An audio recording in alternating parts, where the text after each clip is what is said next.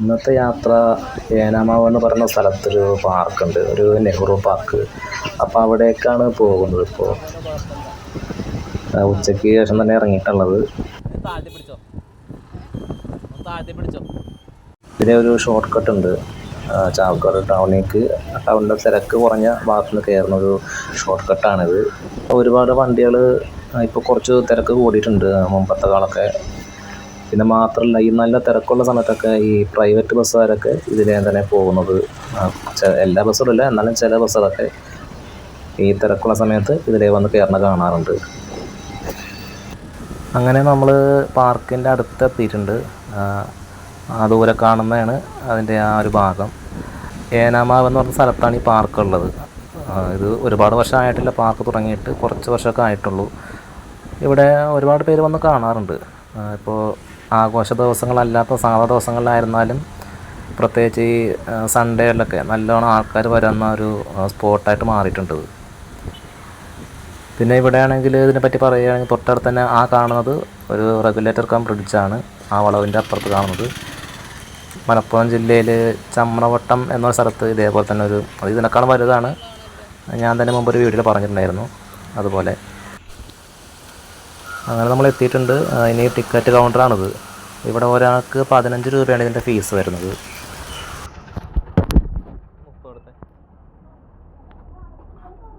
ഒരാൾക്ക് 15 രൂപയാണ് ഇതിൻ്റെ ഫീസ് വരുന്നത് ടിക്കറ്റിൻ്റെ. അപ്പോൾ രണ്ടാൾക്കും കൂടിയിട്ട് 30 രൂപയാണ് ടിക്കറ്റായിട്ടുള്ളത്.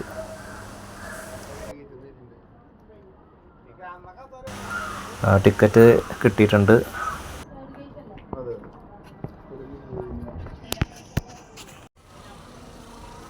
ഇതാണ് ഇതിൻ്റെ ഒരു എൻട്രൻസ് വരുന്നത്.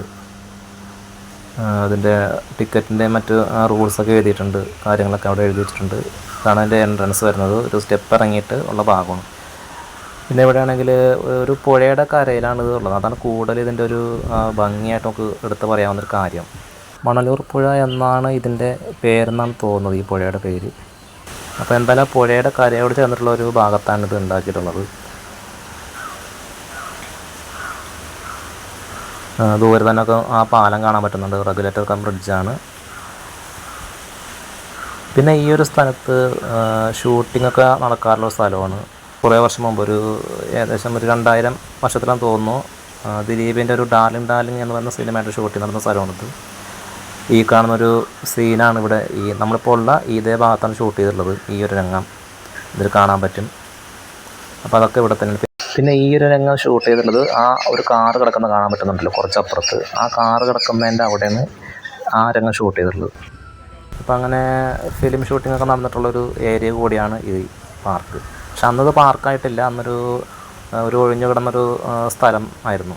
പിന്നീടാണ് അതിന് ശേഷമൊക്കെ ഇതൊരു പാർക്ക് എന്ന രീതിയിലേക്ക് പണി തീർത്ത് എടുത്തിട്ടുള്ളത്.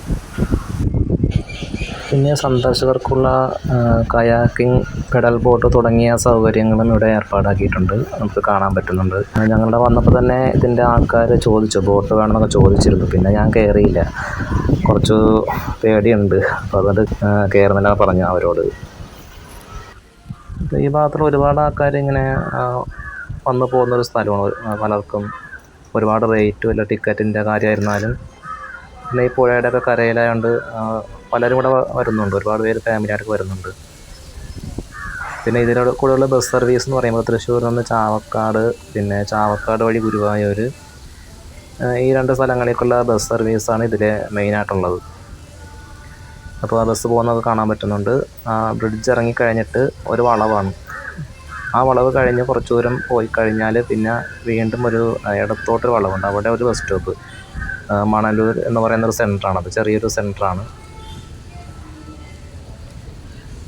എനിക്കിതിൻ്റെ ഫ്രണ്ടിലുള്ള ഒരു മെയിൻ കുറവായിട്ട് തോന്നിയിട്ടുള്ള കാര്യം എന്താണെന്ന് വെച്ചിരുന്നാൽ, ഇവിടെ ഒരു ബസ് സ്റ്റോപ്പ് ഇല്ല എന്നുള്ളതാണ്. ഇവിടെ ചില ബസ്സുകൾ നിർത്തും എന്നല്ലാതെ ഒരു പ്രോപ്പറായിട്ടൊരു ബസ് സ്റ്റോപ്പ് എൻ്റെ അറിവിലില്ല. ബസ്സിൻ്റെ വെയിറ്റിംഗ് ഷെഡോ അങ്ങനെയൊന്നും കാണുന്നില്ല. ചില ബസ്സുകൾ നിർത്തും, ചില ബസ്സുകൾ നിർത്താതെ പോകും. അത് നിർത്തുന്ന മിക്കവാറും ആരെങ്കിലും കൈ കാണിച്ചിട്ടോ മറ്റൊക്കെ ആയിരിക്കും. ശരിക്കും ഇവിടെ ബസ് സ്റ്റോപ്പ് വളരെ അത്യാവശ്യമാണ്. കാരണം ഇവിടെ ഒരുപാട് പേര് വരുന്നുണ്ട്. ഒരു ബസ് സ്റ്റോപ്പ് ഉണ്ടെങ്കിൽ അവർക്ക് ഇവിടേക്ക് വരുന്നതിനായിരുന്നാലും ഇവിടെ വരുന്നവർക്ക് തിരിച്ച് പോകുന്നതിനായിരുന്നാലും ഒരുപാട് ഒരു സഹായകരമായിരുന്ന ഒരു കാര്യമായിരുന്നു. ഒരു സെൻറ്റർ കാര്യമായിട്ട് ഇതിൻ്റെ ഫ്രണ്ടിൽ വന്നിട്ടില്ല. ഭാവിയിൽ വരുമായിരിക്കാം. ഇപ്പം നിലവിലൊരു ഏകദേശം ഒരു 4-5 കടകളാണ് ഉള്ളത്. ലോട്ടറി കട, അതുപോലെ ഈ കുടിവെള്ള ഐറ്റംസിൻ്റെയൊക്കെ ജ്യൂസിൻ്റെയൊക്കെ കട, പിന്നെ ഒരു 1-2 ചായക്കട. അപ്പോൾ അങ്ങനെയുള്ള കുറച്ച് കടകളും ഒക്കെ കാണാനുള്ളൂ. ഒരു മെയിൻ സെൻറ്ററായിട്ട് വളർന്നു വന്നിട്ടില്ല. ഇവിടെ നിന്ന് എന്തോ ഒരു പരിപാടി, ഒരു ലഹരിക്കെതിരെ ജനകീയ സദസ്സിന് ഒരു പരിപാടി നടക്കുന്ന ഒരു ഫ്ലെക്സ് കണ്ടു.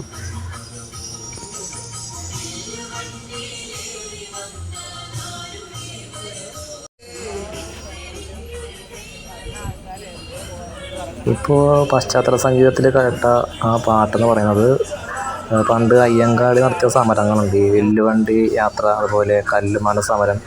അപ്പോൾ അതിൻ്റെയൊക്കെ ആ ചരിത്രം പറഞ്ഞിട്ടുള്ള ഒരു പാട്ടാണ് കേട്ടത്.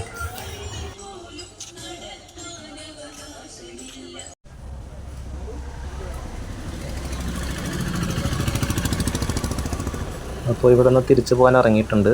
അപ്പോൾ ഈ മുന്നിൽ കാണുന്ന കടകളാണ് നേരത്തെ പറഞ്ഞത്, ഒരു 4-5 കടകളുണ്ടെന്ന് പറഞ്ഞത്. അതിൽ ലോട്ടറി കട ഉണ്ട്, പിന്നെ ചായക്കട, ജ്യൂസ് ഐറ്റംസിൻ്റെ കട, അങ്ങനെ കുറച്ച് കടകളേ ഉള്ളൂ ഇതിൻ്റെ ഫ്രണ്ടിൽ.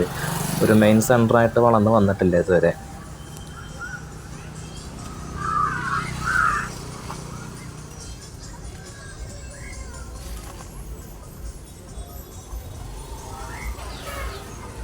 ഇപ്പോൾ സമയം ഏകദേശം ഒരു 5:30 മണിയായിട്ടുണ്ട്.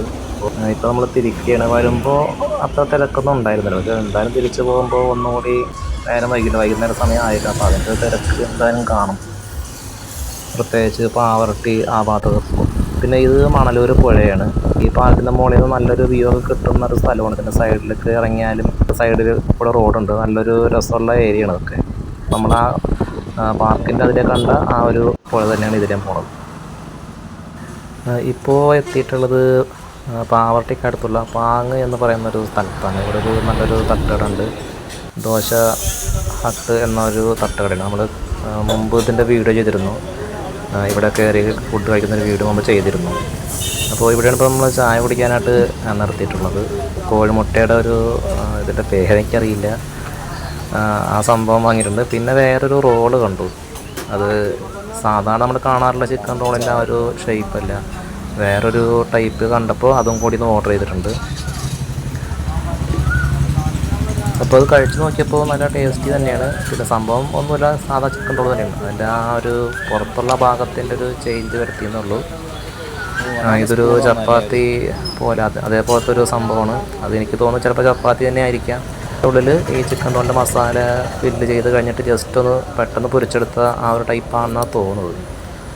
എന്നാലും അത് മറ്റു കടകളൊന്നും കണ്ടിട്ടില്ല ഇതുവരെ. അപ്പോൾ അതാണ് കണ്ടപ്പോൾ നമ്മൾ അതും കൂടി ഒന്ന് ഓർഡർ ചെയ്ത് കഴിക്കാമെന്ന് വെച്ചത്. ഇവിടെ നല്ലൊരു ഷോപ്പാണ്, ഒരുപാട് തിരക്കുണ്ട്. ഇത് വണ്ടി സൈഡാക്കി വെക്കാനൊക്കെ ഉള്ളൊരു പാകത്തിനുള്ളൊരു സ്പേസ് ഉള്ളൊരു ഷോപ്പും കൂടിയാണ്. അതുപോലെ തന്നെ നല്ല സർവീസുമാണ്.